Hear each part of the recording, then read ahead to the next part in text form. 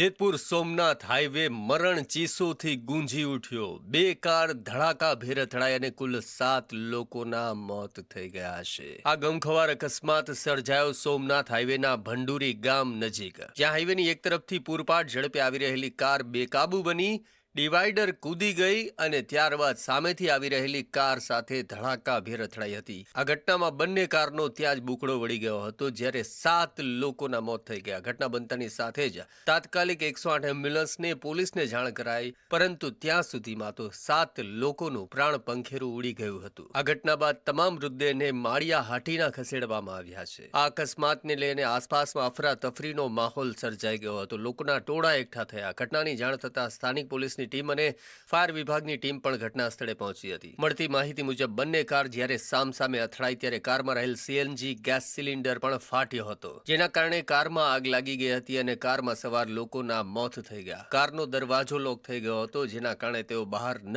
નીકળી શક્યા। તો આ ગેસ સિલિન્ડર બ્લાસ્ટના કારણે રસ્તાની એક તરફ આવેલી ઝૂંપડપટ્ટીમાં પણ આગ લાગી ગઈ હતી। આ ઘટનામાં કુલ 5 વિદ્યાર્થી સહિત 7 લોકોના મોતની જાણકારી મળી રહી છે। આમ ફરી એક વખત જેતપુર સોમનાથનો આ હાઈવે મરણ ચીસોથી ગુંજી ઉઠ્યો હતો અને ચો તરફ વાતાવરણમાં જાણે ગમગીની પ્રસરી ગઈ હોય તેવો માહોલ જોવા મળ્યો હતો।